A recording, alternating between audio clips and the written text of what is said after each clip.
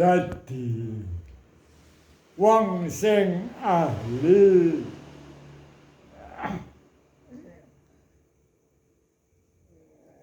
ibadah kuwi sing nemen-nemeni ngamal zahir,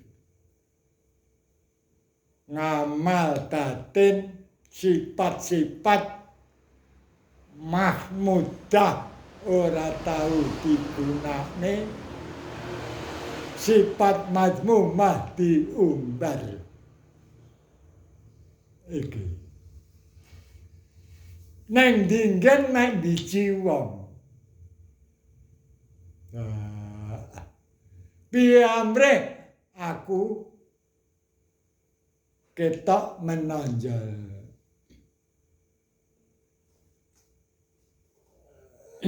Aja nek kok ngono. Lungguhe lerane ngarep ya gelo. Lerane ngarep gelo. Luwe-luwe. Cara ning tahlilan aku lek rakon ngimami ya gelo. Lha kaya ngono kuwi.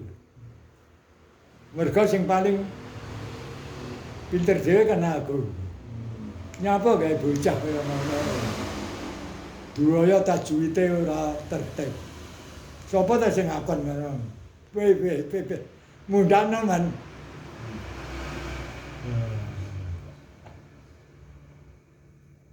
Iki jenenge maghrur.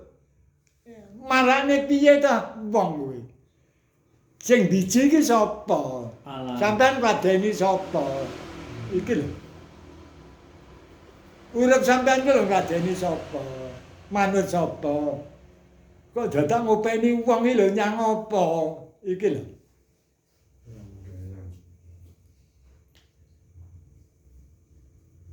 Lho senajan akeh wong no. Sampeyan aja nganti kapusan kaya ngono kuwi. Kok nganti kapusan kaya ngene.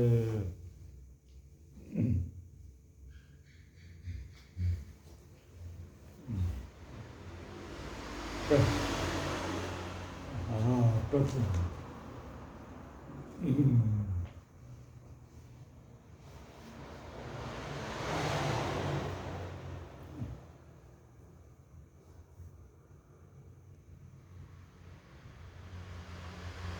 Saya marah telum.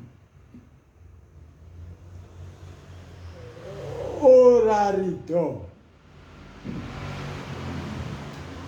Lamun Pak Yai iki lek santri-santrine melu wong.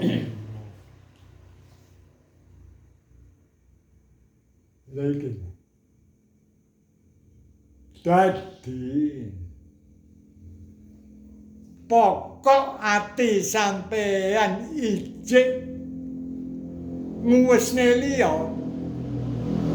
gampangane dipaido cek gelo dilem cek bedodok imane wis iman ecek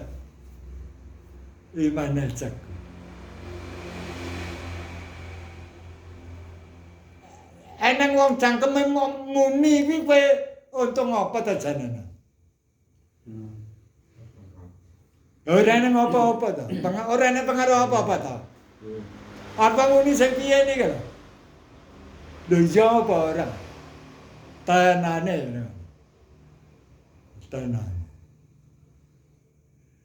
Dadi ora ngopeni karo liyan kuwi ora ngenangen. Kejaba mekur. Amre ora salah. Gusti Allah iki piye? Amre kebenaran kuwi Gusti Allah iki piye? Iki.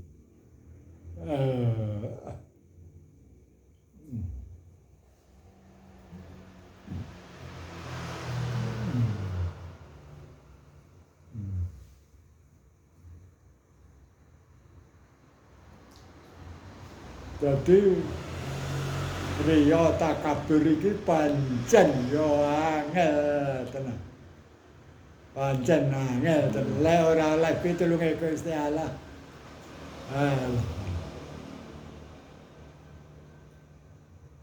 Sik bangkah kaya plembungan disebul ya mlempu. Dolerat sebul ya kempes ngono ka. Dipijet kempes disebul mlempu.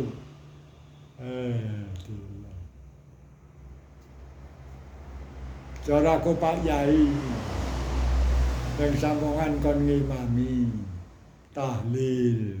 Wah. Parani sing duwe kajian. Karo wong sak ngene. Ngelunge amplop. Karo nang rokoke. Punten. Bangga. Wong-wong wesne. Wong-wong wesne.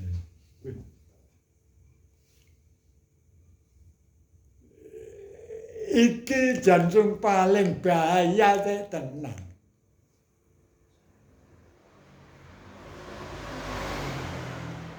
Merga wis kulino. Tomak balung sumsum jangket. Nganti-nganti bojone butuh duit ngono ae disemayani engko bar tahlilan. Piye to ngene?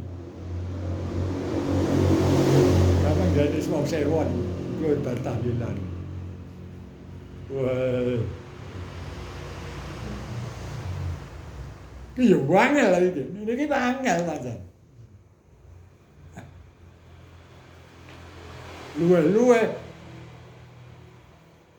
pas dia duit harus rokok entek. Budal tahlilan biasane ya ngono kae. Amplop karo rokok wis jagane. Lesane mingkem. Atine bengok-bengok. Gusti Allah preso. Dadi ndelok kaya ngono mang ngamal akhirate kosong. Rugi ora ya? Rugi.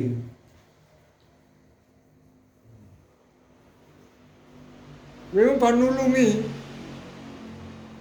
Wah. Malah golek dosa kuwi, golek tomak kuwi. Wis yo angel niki. Niki jan angel. Saestu.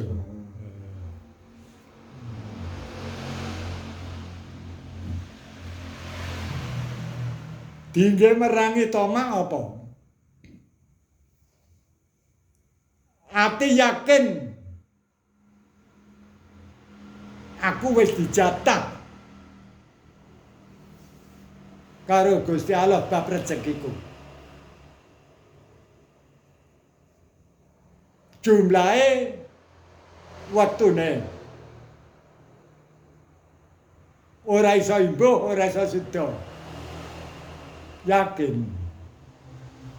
Mong aku ndaruh le jatah pira-pira ndak. Lah iki wis ora dijatah. Ora iso tambah, ora iso sudah. Kok jek nyerobot oleh liya iki serobotan. Rupane ngarep-ngarep awe liyan tomak. Kuwi. Dadi nyerobot ki piye to hukume? Wah. Ati sing nyerobot kuwi. Ati.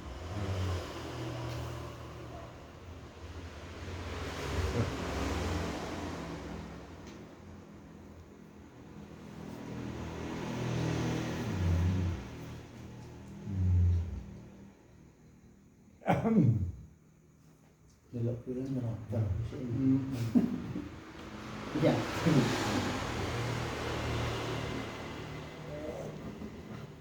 Dadi wong kuwi lek diparingi ngelmu sing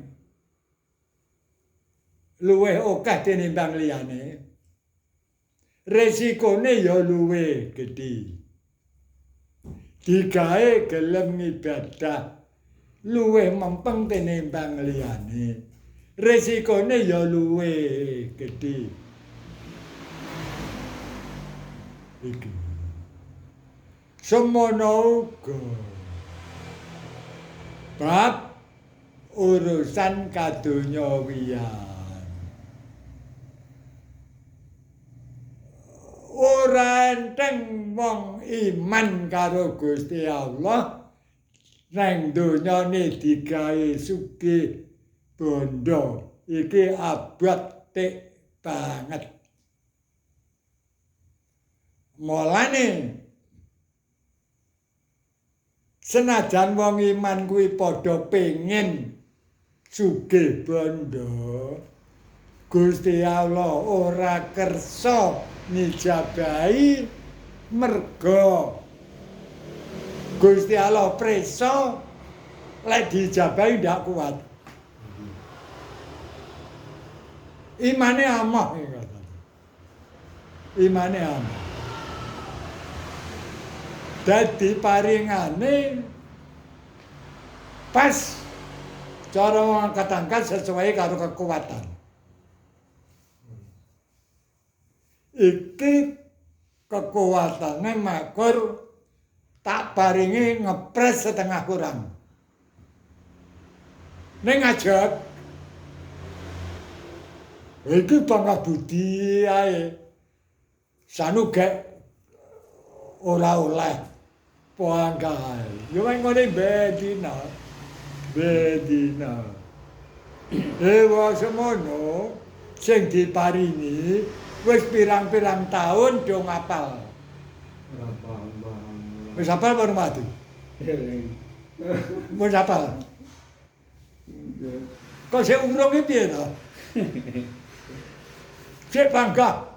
Ngengkang mawon. Ngene iki piye to iki jan? Ora paham. Lah. Ya nafsu nek iki, nafsu. Nek lek Gusti Allah paring pitulung tetep iki. Nganti teko wis.